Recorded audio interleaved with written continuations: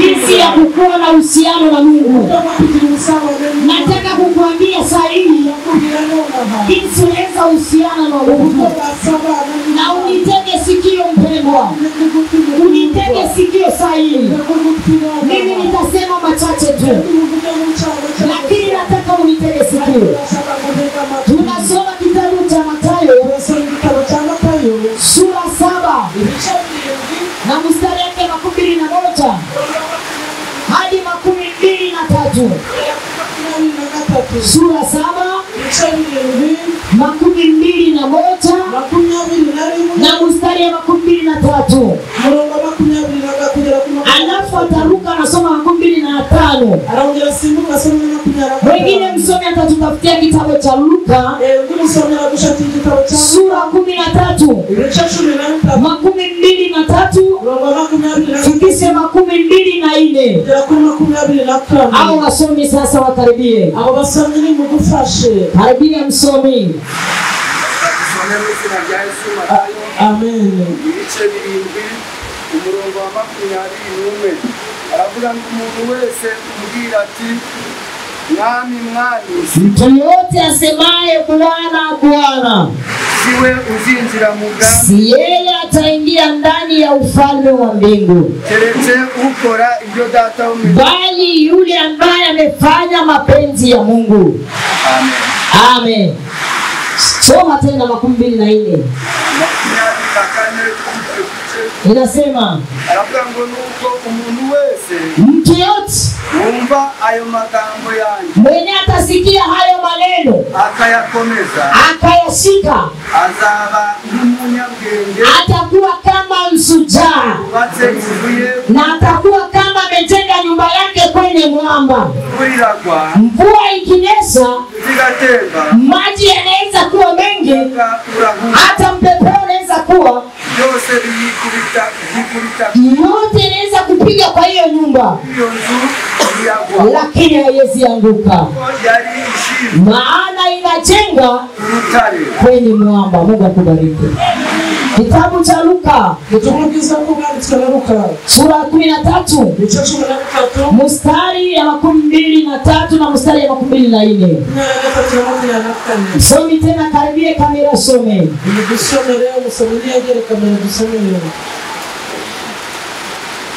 Tusome mu izina rya Yesu. Amen. Luka igice cya 13 umurongo wa 23 kugeza 24. Umuntu aramubaza ati, mtu akamuuliza, databuja mfalme, mbese abakizwa ni ninde? Wanani ambao wameokolewa? Mbese abakizwa ni bake? Je, wale ambao wameokoka ni wachache? Na waramusubiza ati, naye akamswali, ugira umwete wo kunyura mu irembo rifunganye, muwe na usujaa wa kupita ndani ya njia ambayo inafungana. Nitawaambia ya kwamba wengi watatafuta kupita ndani ya hiyo njia, lakini hawataweza. Amen. Pokea neno la Bwana. Amen.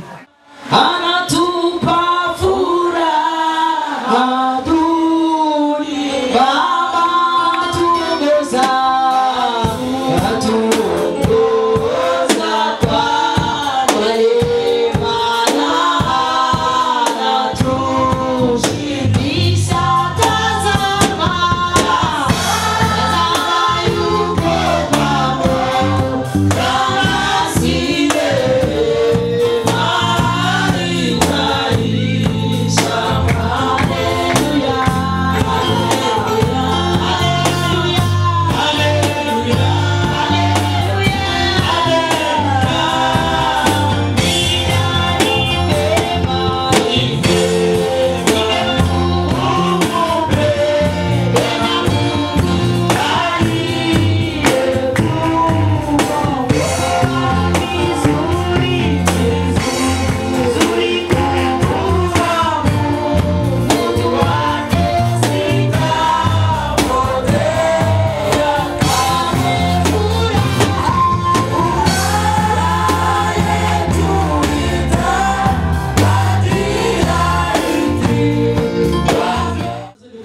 bagera ku mbaraga z'amasengesho. Tuambie nguvu za maombi. Iyo umuntu ari gusenga Wakati mtu yuko naomba ntabwo ugaragarira hanze, hauonekanaki, ariko ibikorwa by'amasengesho iyo bigaragaye matendo ya maombi kaonekana, abantu batangira kuvuga ati burya koko yarasenze. wanaanza kusema sema kwa kweli aliomba. Shimira yuko turi gusenga Imana, Nashukuru Mungu kwa kandi mu gusenga Imana, Imana ikatwumva. na Mungu yuko anatusikia. Yesu ashimwe cyane. Amen. Tumaze iminsi turi kumva ijambo ry'Imana, Sasa siku tuko nasikia kandi twumva ijambo ry'Imana mu bantu batandukanye. neno mu watu Umwigisha tofauti. w'icyumweru cyashize Mwenye alitufundisha yatwigishije kongera kutia nyavu. akasema aravuga alitufundisha kutupa nyavu. Arongera kugira ngo nitugerageze. Akatuambia Tugerageze kongera gutishungura. tujaribu tutupe Mu rugendo urimo musafari nyavu. hari ibyo wahuye nabyo byinshi.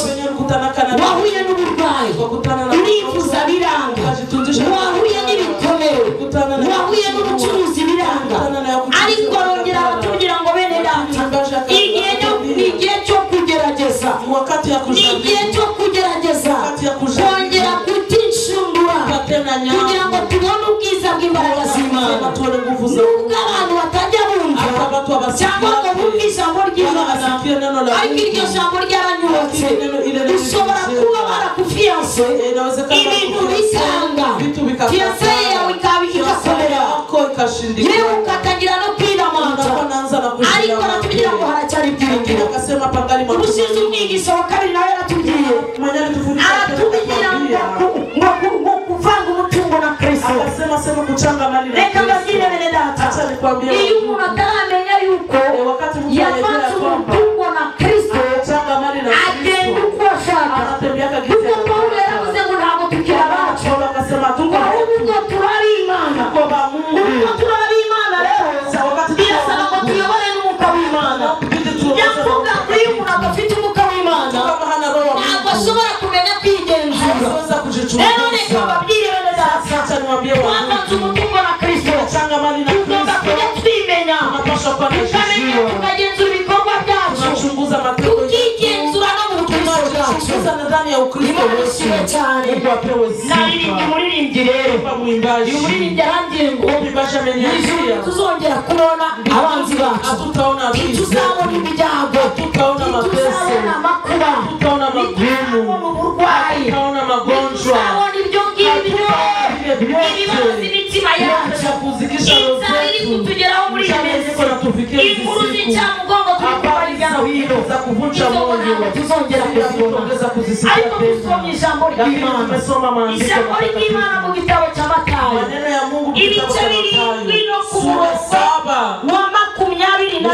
wa 21. Wanasifiwe. Amen. Haleluya. Ngo si babandi ariko bakuvugumana mana, bamwe baryosha mu nzu y'Imana, bamwe bajya baryosha mu nzu y'Imana. Wale ambao wanaweza jipendeza ndani ya nyumba, si wale ambao wasemao Bwana Bwana, nafsi yao hao haiko ndio watakaofahamu. Ni wale na tatizo mpendwa, ukuwe kanisani wewe mwenyewe usielewe. Jana Mungu aliniambia, akaniambia waniambia wa Kristo hawana tena furaha ya neno la Mungu. Watu hawafurahishi wake tena na neno la Mungu. Abantu ntabwo bakinezererwa n'ijambo ry'Imana, abantu ntabwo bakigira uburyohe bw'ijambo ry'Imana, ahubwo bafite ibibaryohera mu matwi yabo. Ariko mwumve bene data, ijambo ry'Imana riratubwira si babandi bavuga umwami mwami. Umuririmbyi w'umusumbuka aranezeza, avuga ngo gusenga kwanjye kujye kukugeraho. Bene data, mu gihe cyo gusenga ujye ubanze wigenzure, ubaze ngo mbese n'amasengesho yanjye aragera mu ijuru. Ngo nuko si babandi bavuga Imana Imana ngo nibo bazaravuga Imana. Yesu ashimwe cyane. Iri jambo narisomye nijoro, ndatangarira Imana. Nuko ngo abandi baramubaza ngo mbese abakijijwe nabo ni bakeya? Aravuga ngo oya. Bwana asifiwe. Mu gihe turi kumva ijambo ry'Imana gutya, hari abandi bumva ijambo ry'Imana, hari abandi baba bitabareba. Ijambo rishobora kukubaka, ijambo rishobora kugutunga,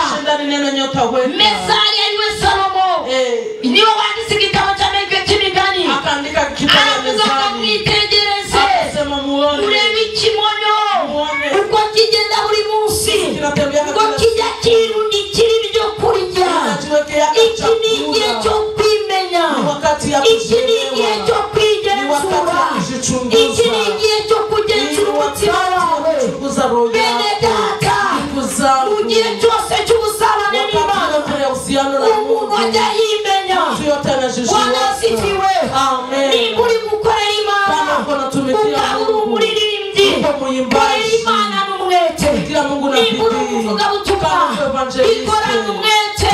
Niba uri umuhanuzi ruhanure kugira ngo bakumenye, ruhanure kugira ngo bakwemere.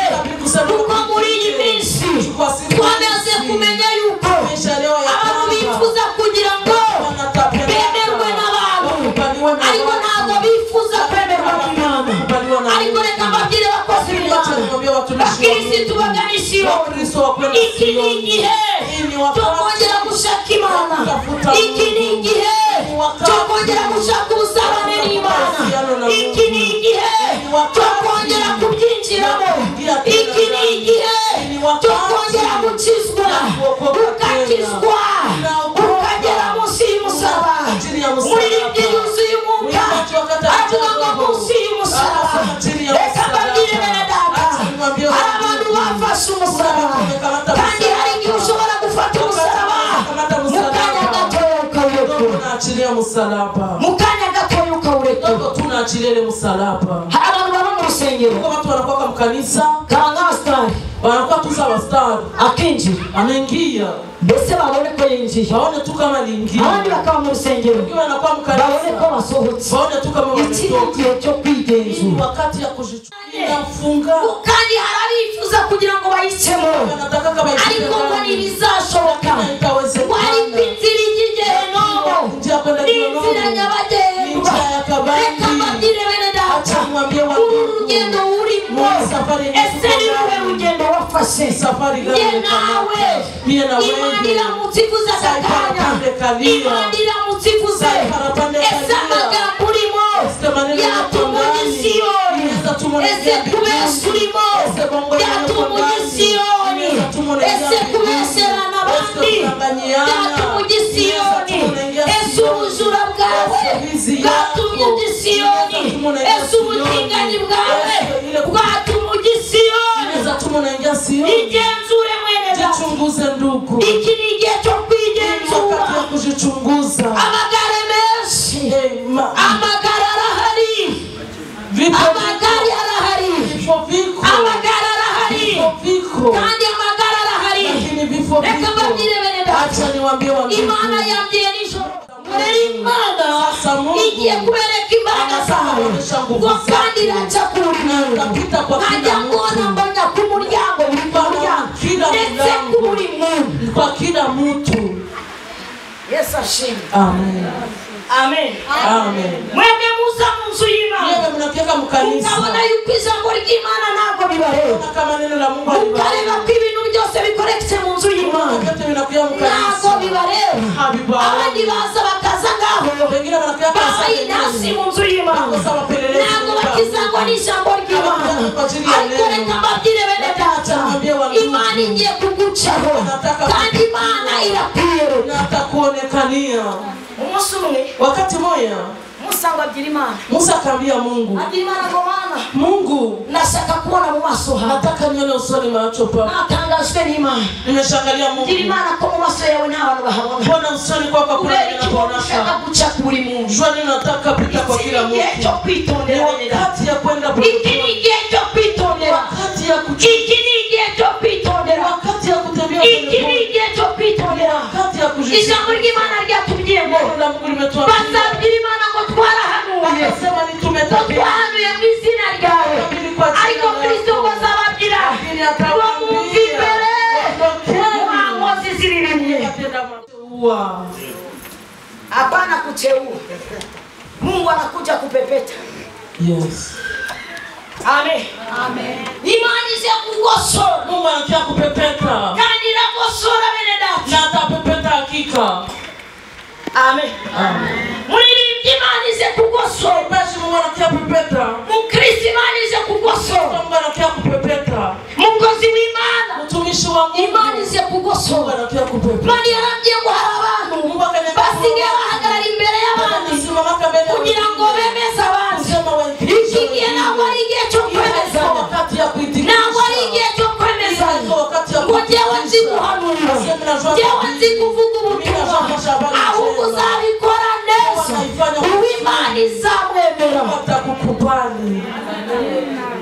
Amen. Amen. Ntabwo igihe cyo kwemeza. Hapo wakati ya kuitikisha watu.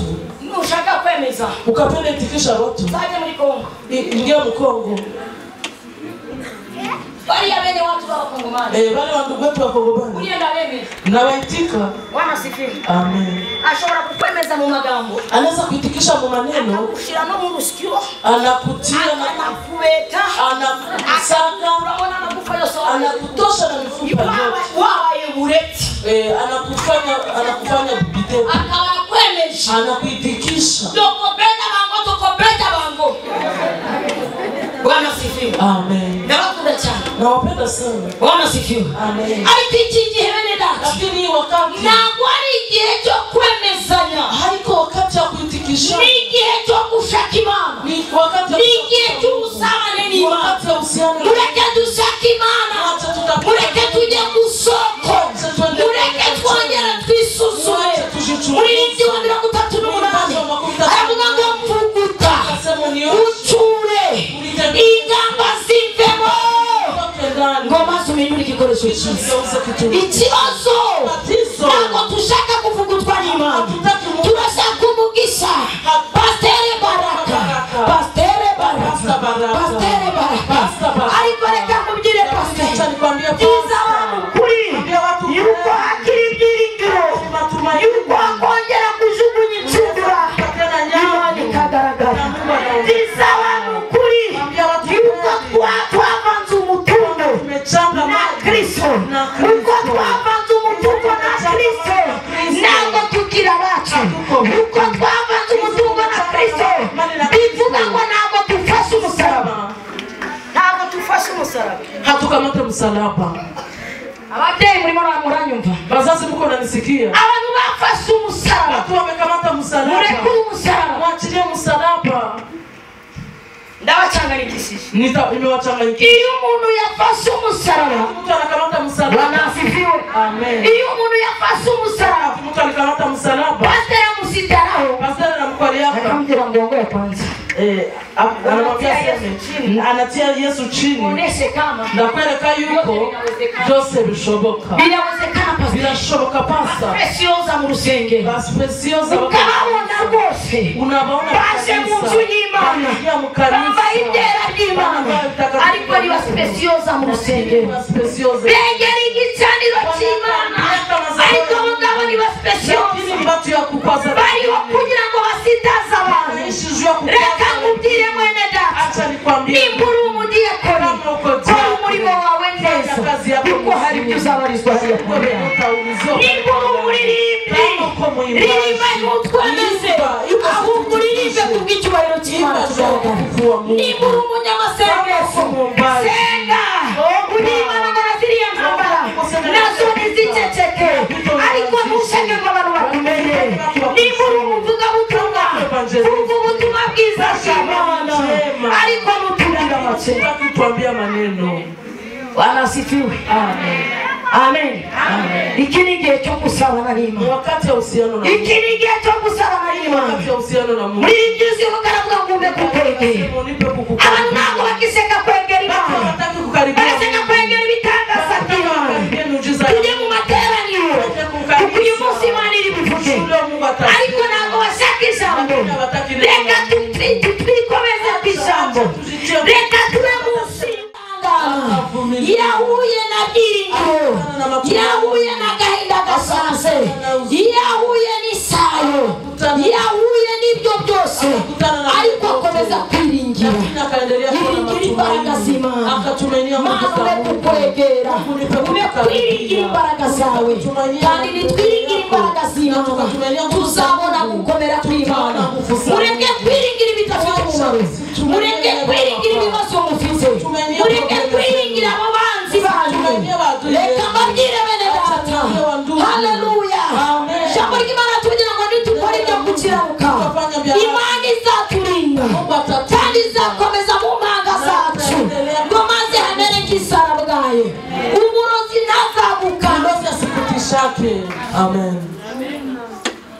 Umukristo kukangwa n'umurozi. Unajua Mkristo kutishwa na mlozi? Umukristo kukangwa n'umurozi. Mlozi anakutisha. Nzamenya ko utari umukristo. Utajua kama uko Mkristo. Lady White yaravuze ngo Ellen White akasema urugendo rwanjye ndani ya safari yangu zakomezwa n'amaboko yawe Kristo. Ungomereza amaboko kuko nshobozwa na Kristo. Impamvu mwebwe mufite ibibashoboza iyo ngiyo, mufite ibindi mwiringira, mufite ibyo mwizeye, ariko twebweho twiringiye imbaraga z'Imana. Abiringiye imbaraga z'Imana ntibazakorwa n'isoni, reka bazava mu masezerano n'Imana. Amen. Haleluya. Kereka bazava mu masezerano n'Imana. Apasema watatoka ndani ya ahadi. Abatiringiye imbaraga z'Imana Hatumaini nguvu za Mungu. asitarira mu rusengero Anapaliaka mu kanisa. akahita ruva. Anapita anatoka mu kanisa. Amen.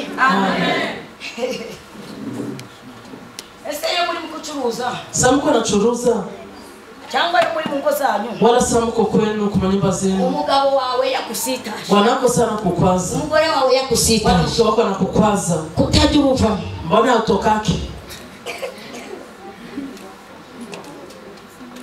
Ikintu mvuze kirumvikanye. Kenye nimesema kinasikilika. Iyo uri mu rugo rwawe Sasa uko kwako ukasitaza umugabo wawe, unakwaza tu wanako. umugore wawe nawe Wala akagusitaza, mke wako anakukwaza. uca utajya usohoka mu rugo rwawe. Mbona utokake mwile bunyumba? Ariko wasitarira mu rusengero Lakini ukakula kadogo tu mukanisa. mukanya ati rwose Unasema ngewe nduvuyemo, ndiye mimi natoka. n'ahandi barasenga. Nafasi hili wanaombaka. Ijuru, Mbinguni. iri juru, Hii mbinguni. inzira y'ijuru Njia ya mbinguni irafunga. inafungiwa. Inzira y'ijuru Njia ya mbingu irafunga. inafungiwa. Amen. Inzira y'ijuru Njia ya mbingu irafunganye. njia ya kidogo. Kera twaririmbaga indirimbo, Zamani tulikuwa naimba nyimbo. twaririmba ngo njia ile ni nyembamba iondayo uzimani, Inzira ntoya. basi mbele ujikaze ufike njia hiyo. Yego. Nawe ye Mkristo jikaze utafika njia hiyo. Amen. Amen. Njia ya mbinguni ni nyembamba, Inzira yo mwijuru kuja mwijuru. pasipo uvumilivu mpendwa. Kuihangana mukuru. Usikwaziki yake mukanisa, Ukasitale mwito. na ukikwazika mukanisa